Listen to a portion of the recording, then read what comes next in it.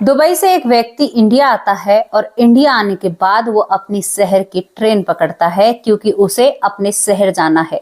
दोस्तों, वो आगरा का रहने वाला होता है और वो आगरा की ट्रेन में बैठ जाता है।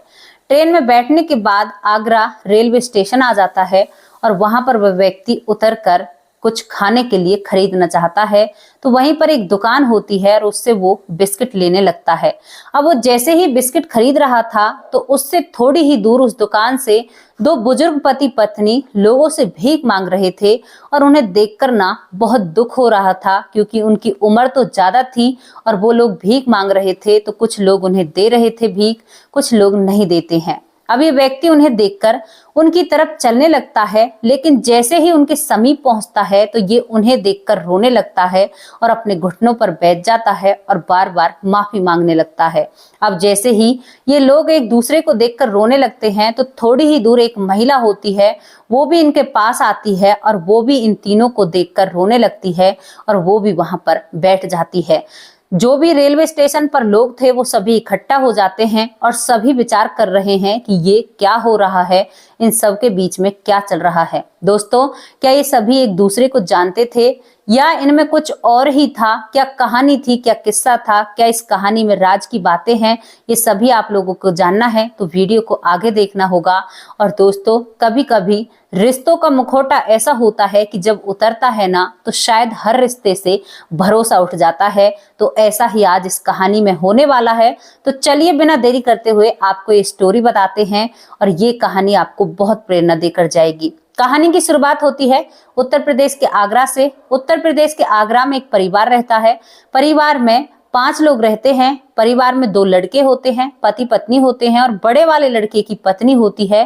तो दोस्तों, 2 लड़कों का क्या नाम होता है? बड़े वाले बेटे का नाम रमन होता है और छोटे बेटे का नाम राजेश होता है।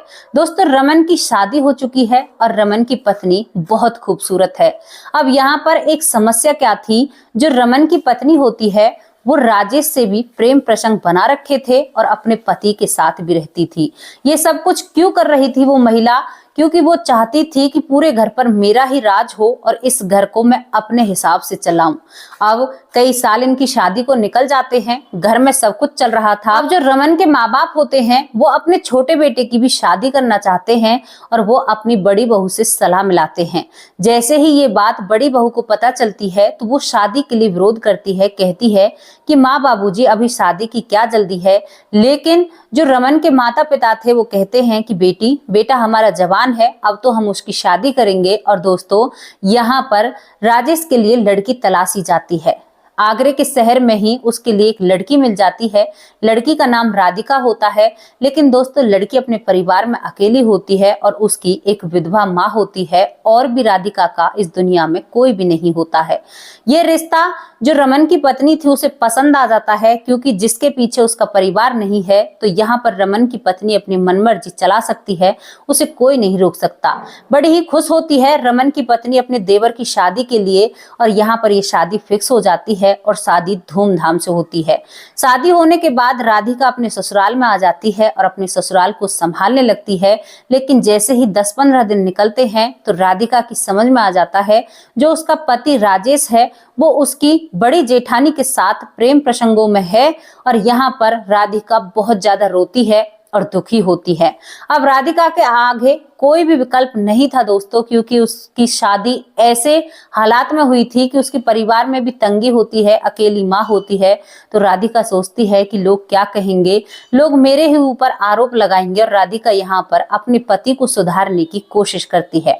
अब राधिका हर कोशिश करती है अपनी पति को अपनी जेठानी से दूर रखने की, लेकिन ये सब कुछ हो नहीं पाता है और राधिका इन सब के बीच में हार चुकी थी। और राधिका को महसूस होता है कि मेरी जिंदगी तो बहुत बेकार है। क्योंकि दोस्तों, जब भी राधिका अपने पति से कहती कि मुझे कहीं बाहर घुमा लाओ तो यहाँ पर जेठानी बीच में आ जाया करती। राधिका कुछ अच्छा कहती तो जेठानी बार बार टोका करती और जो राधिका का पति होता है राजेश, वो अपनी भाभी की ही तरफदारी किया करता, राधिका की बिल्कुल भी तरफदारी नहीं करता है। ये सब कुछ देखकर राधिका एक फैसला लेती है कि मैंने सब कुछ आजमा लिया है लेकिन मेरे पति का सुधरने का नाम नहीं है, क्यों ना मैं इनको छोड़कर अपने मायके चली जाऊं, शायद इनकी अकल ठिकाने आ जाए। और दोस्तों, राधिका अपना बैग पैक करती है और अपनी माँ के पास चली जाती है। हालांकि राधिका अपनी माँ को कुछ भी नहीं बताती है, लेकिन राधिका के अपने मायके जाने के बाद ही दोस्तों जो राधिका की जेठानी होती है वो राजेश को भड़काने लगती है और उससे कहती है कि तुम्हारी पत्नी की अकल ठिकाने एक तरीके से आ सकती है अगर देवर जी आप मेरी बात मानो तो। राजेश कहता है कि हाँ भाभी, क्यों नहीं मानूंगा, तुम मुझे बताओ तो सही। तो यहाँ पर जो राजेश की भाभी होती है वो कहती है कि तुम एक काम करो, दुबई एक नौकरी है, करीबन तुमको 3 साल के लिए दुबई जाना होगा और तुम्हारी वहां पर नौकरी रहेगी और जो तुम्हारी पत्नी है इसकी भी अकल ठिकाने आ जाएगी और तू इसके पास फोन भी मत कर। दोस्तों राजेश अपनी पत्नी को फोन नंबर भी नहीं देता है और अपनी भाभी के कहने पर वो दुबई निकल जाता है अपने घर को छोड़कर। राजेश की माँ होती है वो कई बार अपने बेटे से कहती है कि बेटा घर बिगाड़े नहीं जाया करते, रिश्तों को जोड़ा जाता है, तू क्या कर रहा है। लेकिन राजेश अपनी माँ की एक बात नहीं सुनता और अपनी भाभी की बात को सुनकर वो दुबई पहुंच जाता है। इसके बाद रमन की पत्नी अपने पैतृक शुरू कर देती है। करीबन राजेश को 15 दिन ही होते हैं विदेश गए हुए और यहाँ पर रमन की पत्नी अपनी साजिश को अंजाम देने लगती है। अपने पति के कान भरती और कहती है कि अब तो तुम्हारा भाई यहाँ से निकल चुका है, अब तुम एक काम करो, अपने माँ बाप को तहसील ले जाओ और जितनी भी तुम्हारे भाई की भी हिस्से की जो प्रॉपर्टी है, ये घर है, सब कुछ अपने नाम करा लो, आगे की बात मैं तुम्हें आगे बताऊंगी। यहाँ पर जो रमन होता है अपनी पत्नी के पीछे दुम हिलाता रहता है और दोस्तों वो अपने माँ बाप को तहसील ले जाता है और वहां पर जाकर वो सारी प्रॉपर्टी अपने नाम करा लेता है। जब माँ बाप कहते हैं कि बेटा आज हम तहसील क्यों आए और हमने जगह जगह अंगूठा क्यों लगाए, तो यहाँ पर रमन कह देता है कि माँ बाबूजी आपकी पेंशन का कुछ काम था, उसी वजह से आप लोगों को यहाँ पर लेकर आया हूँ और उन पति पत्नी को पता ही नहीं चलता कि उनकी सारी प्रॉपर्टी बड़ा बेटा ले चुका है। अब यहाँ पर वो घर आ जाते हैं और घर आने के बाद दोस्तों कुछ दिन निकलते हैं, 1 हफ्ता या 2 हफ्ते निकलते हैं और उसके बाद ये दोनों पति पत्नी चुपचाप उस प्रॉपर्टी को बेच देते हैं और उस घर को भी बेच देते हैं।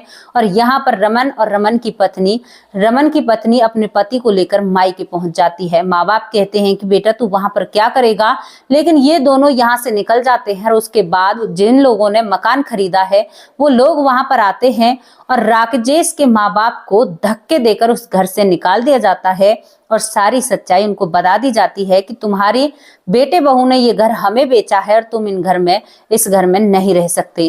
दोस्तों जब ये बात सुनते हैं राजेश के माँ बाप तो उनके पैरों तले जमीन खिसक जाती है और वो दोनों बहुत रोते हैं और कहते हैं कि इस बात का डर तो था, लेकिन यकीन नहीं हो रहा कानों पर कि वो हमारा ही खून है और वो ऐसा कर सकता है।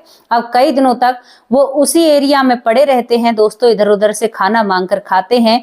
बड़ा बेटा और बहू तो दोबारा देखने के लिए भी नहीं आते हैं। अब वो बेचारे धीरे धीरे रेलवे स्टेशन पर पहुंच जाते हैं और वहां पर भीख मांगकर खाने लगते हैं।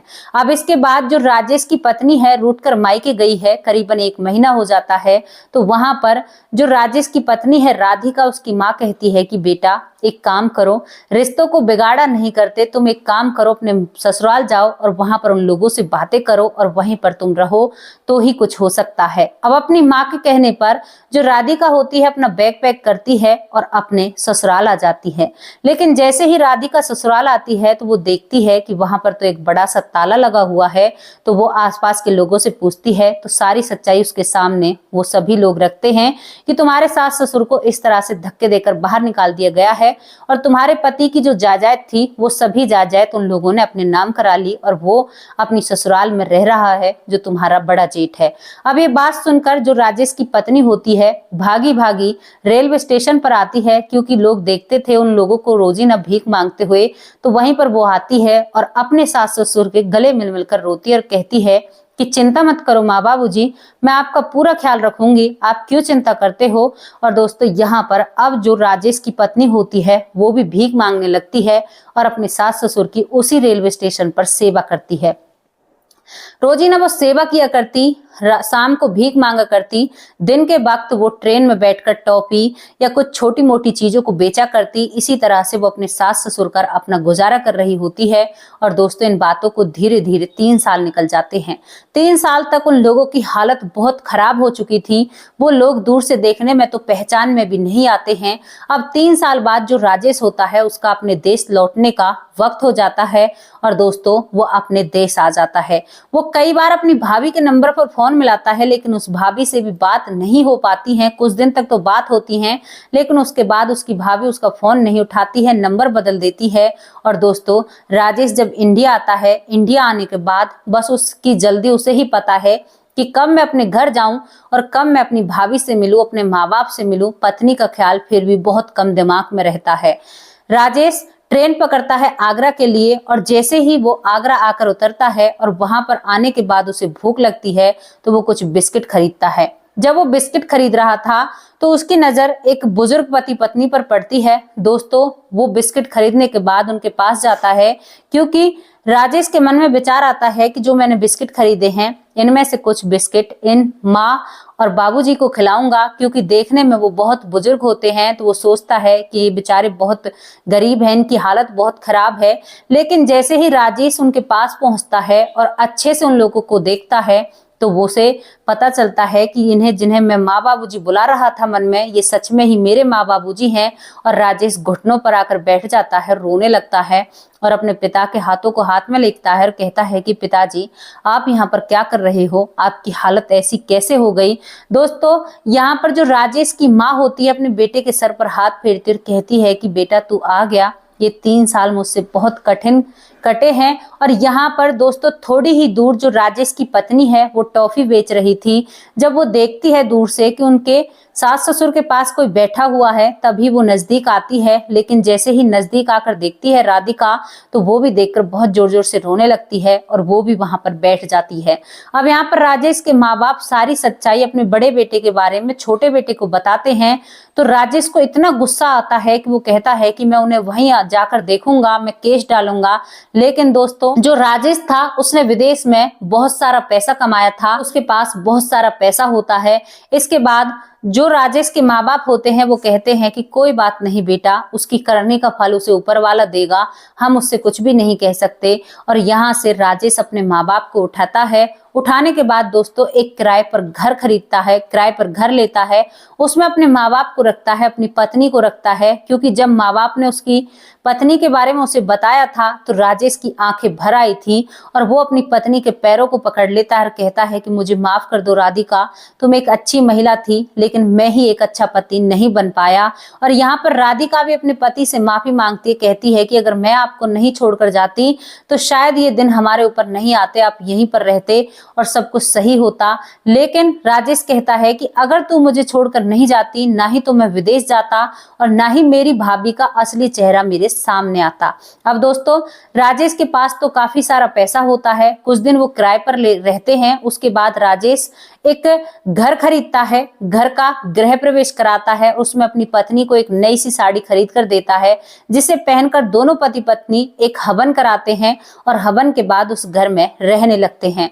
राजेश वहां पर अपना एक बिजनेस स्टार्ट करता है और वो बिजनेस दिन पर दिन बहुत अच्छे से चलने लगता है, क्योंकि उनके पास पैसों की कोई भी कमी नहीं होती है।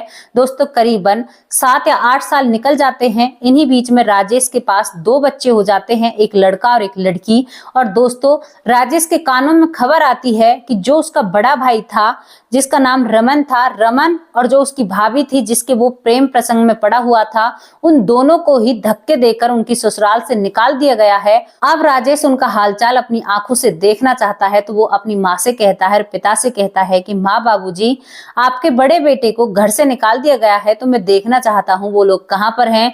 तो दोस्तों, जब राजेश उन लोगों को देखने जाता है, तो वो एक पन्नी का घर बनाकर रह रहे थे, एक टेंट तान कर रह रहे थे, पन्नी नुमा एक झोपड़ी बनाते हैं और उसमें दोनों पति पत्नी थे और उनके 2 बच्चे थे। इन्हें देखकर जो राजेश होता है वो काफी हैरान होता है, लेकिन अपने भाई से कहता है कि तू जैसा है ना, तेरे लिए यही सही है, तुमने तो भी माँ बाप के साथ भी तो ऐसा ही किया था, तो तुम इसी लायक हो। और दोस्तों, यहाँ पर राजेश उन्हें देखकर बहुत खुश होता है और बिल्कुल भी उन लोगों को सहारा नहीं देता। सहारा क्यों नहीं देता? क्योंकि दोस्तों, उन लोगों ने भी बिल्कुल अच्छा नहीं किया था उनके माँ बाप के साथ। तो यहाँ पर ये कहानी समाप्त हो जाती है। और दोस्तों, ये घरेलू कहानियां होती हैं, इन पर लोग शायद बहुत कुछ ऐसा कर जाते हैं अपने परिवार वालों के साथ, जो बात बिल्कुल भी लगता नहीं है कि ऐसा हो जाएगा, लेकिन ऐसा होता है, हमारे आसपास होता है, हमारे समाज में होता है। तो इस कहानी के बारे में आप लोग क्या कहना चाहते हो, आप अपनी राय कमेंट बॉक्स में रख सकते हैं। कल फिर हाजिर होंगे किसी सच्ची और अच्छी स्टोरी के साथ। और दोस्तों यहाँ पर जब राजेश के माँ बाप को पता चलता है कि उसका बड़े बेटे की इतनी बुरी हालत है, तो वो माँ बाप अपने छोटे बेटे से फिर भी ये कहते हैं कि बेटा तू उनकी थोड़ी सी मदद कर दे, अगर तुझसे कुछ हो जाए तो। ये माँ बाप का दिल है, ये किसी भाई का दिल नहीं हो सकता, किसी परिवार वाले का दिल ऐसा हो ही नहीं सकता जैसा दिल माँ बाप का होता है। तो कल फिर मिलेंगे किसी अच्छी और सच्ची स्टोरी के साथ। तब तक के लिए नमस्कार, जय हिंद, जय भारत।